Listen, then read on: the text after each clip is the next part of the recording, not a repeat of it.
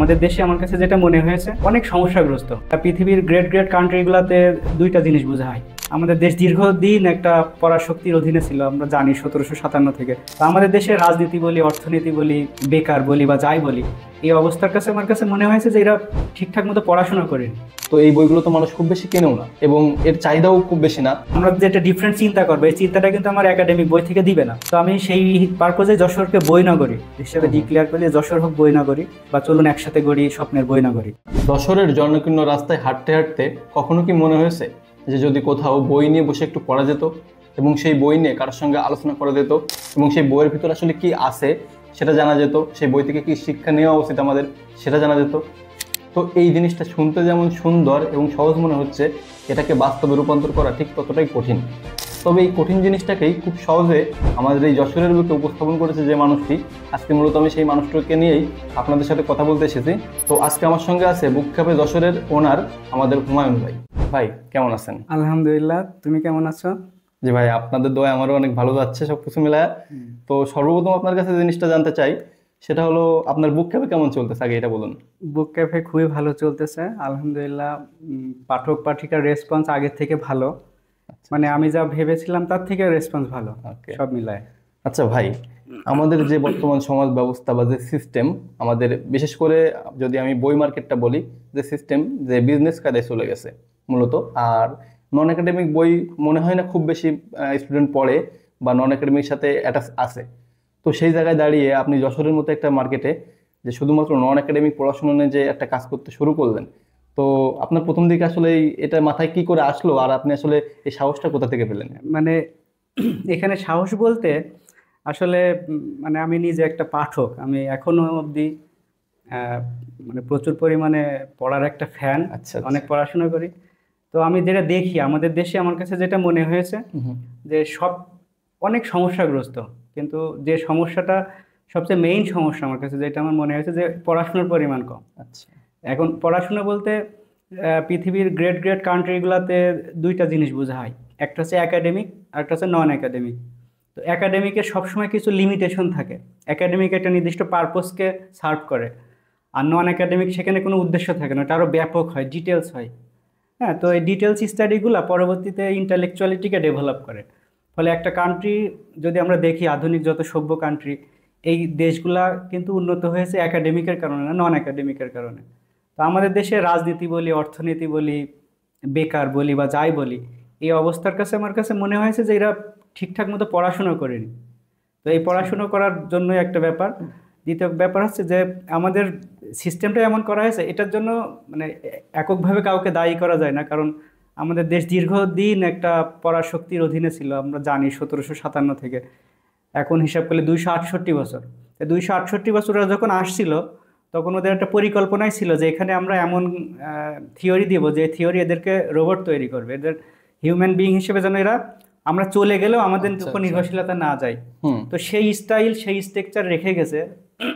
এবং এটা একটা কমন হিসাবে আসে যে কোনো একটা জায়গায় যে আমি কোনো একটা রাজাকে হত্যা করে তার সন্তানদের কিন্তু প্রপার এডুকেশন দিব না। তো আমাদের এডুকেশন সিস্টেমটা নষ্ট করে দেওয়া হয়েছিল, জব রিলেটেড, যে চাকরি তোমার জীবনের অন অ্যান্ড অনলি এইম, সেই সুবাদেই চলতেছে। তো চাকরি বা একটা নির্দিষ্ট স্পেসিফিক যে পড়াশুনো, তার লিমিটেশন থাকে, আর নিজেকে প্রস্ফুটিত করার যে পড়াশুনো, এটা লিমিটেশন থাকে না, ও আরও অনেক অলৌকিক কাজ করতে পারে। তো আমি নিজে পড়তাম এবং দেখতাম যে এই ল্যাকেজগুলো আছে। আমি কোনো লাইব্রেরিতে যে বই তো পর্যাপ্ত পেতাম না, পুরাতন লাইব্রেরি এখানে সেখানে, অনেক কষ্ট হতো। সো একটা সময় মনে হলো যে পাঠকরা এখন কি করতেছে বা আমাদের দেশের মানুষের চাহিদা রুচিটা, এই জন্য একটু ট্রাই করি। ফলে আমরা একটা প্রথম প্রজেক্ট করি, সেই প্রজেক্টটা ব্যর্থ হয়, তারপরে বুক ক্যাফে যশোর শুরু করি। আচ্ছা ভাই, আমি আপনার কাছে একটা প্রশ্ন রাখবো, সেটা হলো আপনি কথার মধ্যে বললেন যে আমাদের দেশের রাজনীতি, অর্থনীতি, এই জিনিসগুলো অনেক বেশি পিছায় আছে এবং বেকারত্বের কথা বললেন যে অনেক বেশি বেকার। তো আপনি যে নন একাডেমিক যে বইগুলো নিয়ে কাজ করতেছেন, এইগুলোর মাধ্যমে কি এই সমস্যাগুলো সমাধান করা সম্ভব? আমার কাছে মনে হয়েছে এইগুলোর মাধ্যমে শুধু এই তিনটা সমস্যা না, পৃথিবীতে যত যত সমস্যা আছে, এই সমস্যাটা একমাত্র যেই মানে বোধের অভাব থেকে হয়, সেটা হচ্ছে ইন্টালেকচুয়ালিটি, বিজ্ঞতা, ওয়াইজনেস। তো এই ওয়াইজনেস যদি থাকে, তাহলে যে কোনো জায়গায় একটা বেটার ফ্যাক্ট বের হয়ে যাবে। আমাদের এমনি ক্যাপাসিটি অনেক কম, অনেক ক্যাপাসিটি কম, জব ক্যাপাসিটি বলি বা যাই বলি একাডেমিক। তা আমরা যেটা ডিফারেন্ট চিন্তা করবো, এই চিন্তাটা কিন্তু আমার একাডেমিক বই থেকে দিবে না, ভিন্ন আচ্ছা, আচ্ছা। কিছু করা। জি, জি। অর্থাৎ একটা রৈখিক না থেকে আমি যদি মাল্টি চিন্তা করতে পারি, তাহলে আমার সলিউশন আরও অনেকগুলো আসলো। আচ্ছা। লিনিয়ার সলিউশন না, তাই এই লিনিয়ার সলিউশন হচ্ছে একাডেমিক ব্যাপার। আর যদি আমরা একটু মাল্টিপল সলিউশন চাই, তাহলে অবশ্যই নন একাডেমিক। আমি আমি একটু আপনাকে বলি যে যশোরের মতো জায়গায় আপনি শুধুমাত্র যে একজন পাঠক সেটাও না, আপনি যেহেতু একটা বিজনেস স্টার্ট করছেন, যে সৃজনশীল বই বা নন একাডেমিক যে বই এগুলোর ব্যবসা। তো আমি যদি বিজনেস মাইন্ড থেকে যদি একটু চিন্তা করেন, তো এই বইগুলো তো মানুষ খুব বেশি কেনেও না এবং এর চাহিদাও খুব বেশি না।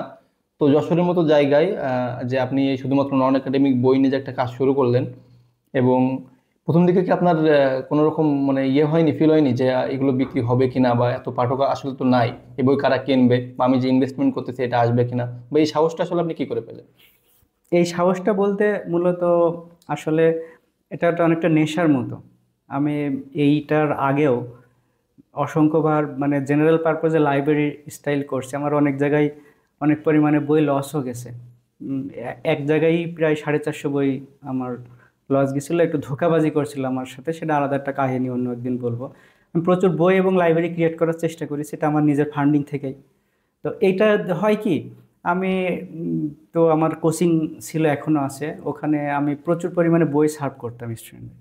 তো এগুলো অন টাইম এগুলো চলে যায়, এগুলো ফলে আচ্ছা। রিফুয়েল হয় না, অনেক সময় আমার জন্য কষ্টকর হয়ে যায়। হুম। তো আমি চিন্তা করলাম যে আমি তাহলে একটু যদি কমার্শিয়ালি কাজ করি, যে আমার একটা ফুয়েলটাকে আবার রিফুয়েল হবে, অর্থাৎ ওখান থেকে আমি ওখানেই ইয়ে করতে পারবো। সেই প্রেক্ষাপটে আমি মানে বিজনেস স্টাইলে আসি। তো বিজনেস বলতে ঠিক ওই রকম না, অন্যরা যেভাবে বিজনেস সার্ভ করে আমার সেরকমও না। আমি চাচ্ছি যে একটা বেটার কিছু তৈরি হোক, তবে আচ্ছা, যেন আমার বাইরে থেকে প্রচুর লস না দেওয়া লাগে।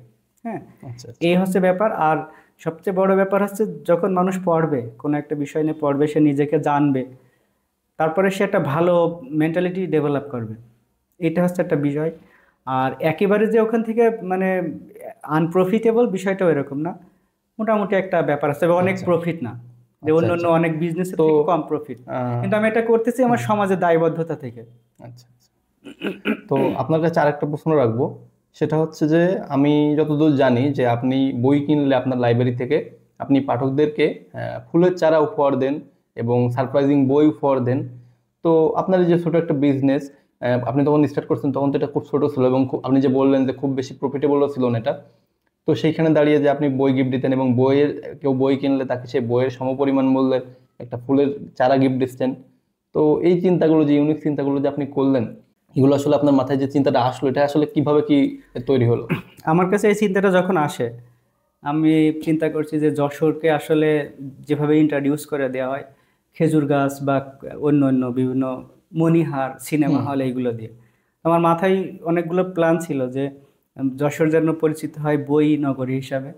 আমি ম্যাপে ক্যালকুলেশন করে দেখি কি যে বাংলাদেশকে যদি এরকম মানে স্লাইস আকারে ভাগ করা হয়, তাহলে যশোর একটা অঙ্গরাজ্যের সেন্টার হয়। অর্থাৎ যশোরকে কেন্দ্র করে ভালো একটা সাংস্কৃতিক হুম। হুম। উদ্যোগ হওয়া উচিত ছিল, আসলে। বাট এটা গ্যাপ আছে। সো আমি সেই পারপোজে যশোরকে বইনগরী হিসেবে হুম। হুম। ডিক্লেয়ার করি যে যশোর হোক বইনগরী, বা চলুন একসাথে গড়ি স্বপ্নের বইনগরী। হুম। হুম। তো এটা একটা ব্যাপার। আর দ্বিতীয় ব্যাপার, আমি ছোটবেলা থেকে অনেক গাছ প্রেমী, আমি প্রচুর পরিমাণে গাছ লাগিয়েছি আচ্ছা, আচ্ছা। এবং এখনো সুযোগ পেলে গাছ লাগাই। বিশেষ করে ফুল গাছ টাছ পরিচর্যা ভালো লাগে। আর ফুলের একটা সুগন্ধ মানুষের মনকে, কষ্টে থাকা মানুষও ভালো বোধ করে, সুগন্ধের ভিতরে আল্লাহর একটা জি। রহমত আছে। এবং পৃথিবীতে অ্যারোমা থিওরি বলে, থেরাপি বলে একটা ব্যাপার আছে, রুগী সুস্থ হয়ে যায় বিভিন্ন ফ্লেভারে। তো তখন আমার মাথায় আসলো যে যদি মনের সুস্থতার সাথে সাথে পরিবেশের পিউরিফিকেশন করা যায়, দুটো হুম। হুম। একসাথে কাজ করা যায়, তাহলে আরো ভালো হয়। তাই ছোট ছোট আচ্ছা। উদ্যোগে প্রায় 200 প্লাস, 200-250 মতো হবে ফুলের চারা আমরা দিয়েছি অলরেডি জেনুইনলি। বই কিনলে ওর সাথে সাথে ফুলের চারা। এখানে আমাদের কিছু কিছু ক্ষেত্রে লসও হয়ে যায়, আবার আস্তে আস্তে দেখা যাচ্ছে একটা সময় পরে ব্র্যান্ড তৈরি হলে ওটা ঠিক হয়ে যাবে। এবং এই ফুলের চারাই শুধু না, আমরা চাই যারা বই নিয়ে কাজ করতে আগ্রহী, যারা লাইব্রেরির স্বপ্ন দেখে, নতুন নতুন লাইব্রেরি করতে চায়, তাদেরকে দিয়ে একটা বই উপহার দেওয়া সারপ্রাইজিংলি। ও জানবে না, হঠাৎ করে একদিন দেখবে কি যে ও একটা বই উপহার পেয়েছে, based on his or her activities, যে বই নিয়ে সে কাজ করে। এটা এখনো চলমান আছে। আর ফুলের চারা চলতেছে। এবং সামনে আমাদের আরো কিছু পরিকল্পনা আছে, যে একটা বই কেন পড়া উচিত, বই আড্ডা, পাঠক আড্ডা, হুম। পাঠক হয়ে ওঠার গল্প, এরকম 5-7টা মৌলিক কাজ আমরা করতেছি। আচ্ছা হ্যাঁ, আচ্ছা। তবে কষ্টকর, তারপর আমরা চেষ্টা করছি জি। সামনে আরো আগানোর। তো ভাই আমি যতদূর জানি যে প্রথম দিকে তো যশোরের ভিতরে এত পাঠক ছিল না, এবং আপনি যখন এই নন একাডেমিক যে একটা লাইব্রেরি তৈরি করলেন এবং আপনার হাত থেকে আসলে অনেক পাঠক তৈরি হয়েছে, এবং আপনি আসলে স্টুডেন্টরা যখন আপনার লাইব্রেরিতে যেত একাডেমিক বই কেনার জন্য, তখন আপনি তাদেরকে কনভিন্স করতেন এবং তাদেরকে আসলে বোঝাতেন যে একাডেমিকের পাশাপাশি নন একাডেমিক বিভিন্ন বই পড়লে আসলে কি হবে। এবং আমি যতদূর জানি যে আপনি বিভিন্ন সেমিনারও করছেন। তো এই যে এইগুলো করেন, বা এতে আসলে আপনি মানুষের থেকে আসলে ইয়েটা কি পান, রেসপন্সটা আসলে কি পান? এখানে রেসপন্স বলতে কি, আমাদের বাঙালিদের একটা দোষ আছে, আমরা শুধু সামনে তাকাতে পছন্দ করি, ব্যাক ইন ডেপথ আমরা তাকাই না। আমরা একটা বলে বসে যে এখনকার ছেলে মেয়ে পড়াশোনা করে না, ফোন ঘাটবে না, পড়বে বা এরকম, অথচ আমরা কিন্তু একবারও চেষ্টা করি না। যে বলতেছে সেই কখনো চেষ্টা করিনি। অপরদিকে আমি একটা আইসক্রিম খাচ্ছে এরকম একটা বা দুইটা বাচ্চা রেগুলারলি, আমি তাদেরকে অফার করছি যে রোজ তো আইসক্রিমই খায়, একটা আইসক্রিমের বাজেটে একটা বা দুইটা বই হয়ে যায়। এখন কিন্তু সেটাই। ফুডের পেছনে একটা বাজেট আছে অনেক হুম ছেলে হুম। মেয়েদের, তো একটা বা দুইটা বই হয়ে যায়। তারা এত ফ্যান হয়ে গেছে যে 50+ বই কিনে ফেলেছে, বা জি বই জি পড়ে তারা রেসপন্স দিচ্ছে। জি তাহলে জি। আমার কথা হচ্ছে যে তাহলে তার পরিবার বা অন্যরা তাহলে কোথায় ছিল, অন্যরা এই আসলেই। কাজটা করেনি কেন? এখন আমি 5জনকে কনভিন্স করতে পারবো, কিন্তু প্রত্যেকটা পরিবার বা এরা, এটা হুম হচ্ছে হুম। একটা সবচেয়ে বেশি কঠিন এবং চ্যালেঞ্জিং। যারা আমাদের ওল্ড পিপুল, এদেরকে বোঝানো, নিউ জেনারেশন সবসময় ভালো কিছু রিসিভ করার জন্য প্রস্তুত আছে আসলে, প্রস্তুত থাকে, মানে এবং সে সবসময় পৃথিবীর মানে ইনপুট সবসময় দেওয়ার না। মতো মানুষ আসলে হ্যাঁ, আমাদের নাই। মানে একেবারে কচি যে জেনারেশনগুলো, এটা থাকে সবচেয়ে নিষ্পাপ। আমরা এদেরকে দায়ী করছি, মানে আমরা আমাদের অপরাধটাকে ঢাকার চেষ্টা করতেছি। আচ্ছা আচ্ছা। কোনো ফ্রেশ জেনারেশন, ওরা তো এখনো অপরাধ, ওরা জন্ম মায়ের পেট থেকে তো অপরাধ শিখে আসেনি। আসলেই। আমরা একটা অষ্টম শ্রেণী, নবম শ্রেণী, এসএসসি, ইন্টারের বাচ্চাকে বলে দিচ্ছে পড়ে না, বিয়াদব। আসলে বিয়াদব আমরা। আমরা ওকে কি এনভায়রনমেন্ট দিয়েছি? ও তো সেটাই। ও তো এখনো ও তো এখনো ম্যাচিউর হয়নি, ও তো এখনো যে চুরি ডাকাতি করছে, আমরা তো তাকে প্রস্তুত করছি, তাকে খারাপ আচ্ছা আচ্ছা। বলতেছি বলে খারাপের দিকে ঠেলে দিচ্ছি। কই, আমরা তো তার কাছে বই, আমরা কোনো কোনো একজন ব্যক্তি যারা আমরা এই কথা বলি, তারা তো কই বই কিনে দিই না, ভালো ভালো বই আছে তো, হুম।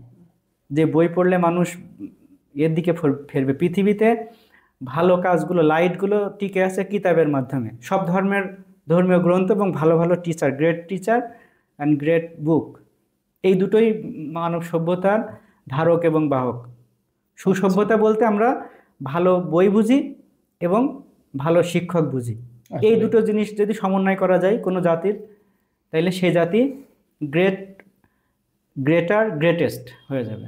তাদের আচ্ছা সামনে আচ্ছা। কোনো ব্যারিয়ার থাকবে না।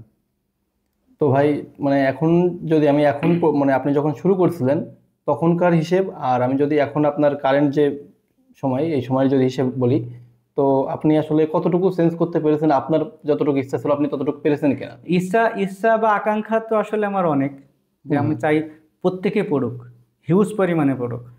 আমরা যেমন পড়েছি, তো আমাদের পরিবেশ, আবহাওয়া, এটাও তো একটা বিষয়। কিন্তু হুম। রেসপন্স ভালো, মানে রেসপন্স ভালো হতাশা পাচ্ছেন। হয়ে যেতে হবে বা এরকম রেসপন্স না, হুম হুম। রেসপন্সটা পজিটিভ। অর্থাৎ আচ্ছা এই আচ্ছা। রেসপন্সের উপরে করে, এখন যদি আরও 2-5 জন এটা স্টার্ট করে, আরও 2-1 জন এটার প্রতি ফোকাস করে, কেয়ার নেয়, তাহলে আরও জায়গাটা প্রস্তুত হবে।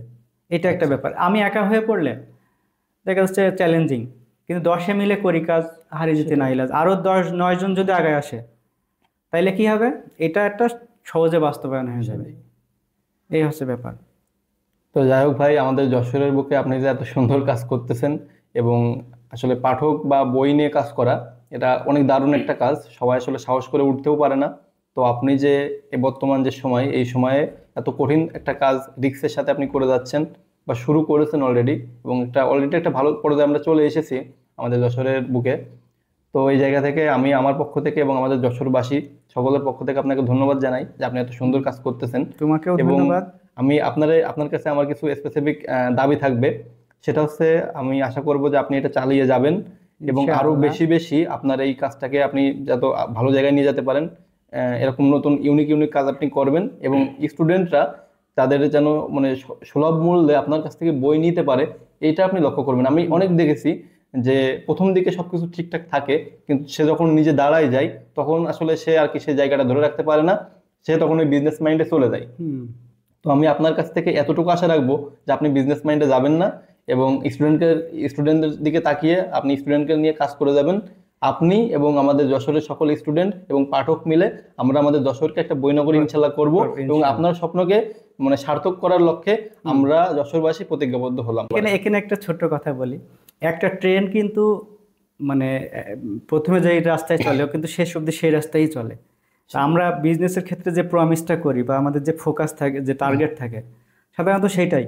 অন্য অনেকে হয়তো শুধু প্রফিট বা মানে নেগেটিভিটি কোনো টার্গেট নিয়ে আসে, আমার নেগেটিভিটি টার্গেট নিয়ে আমরা নিয়ে আসিনি।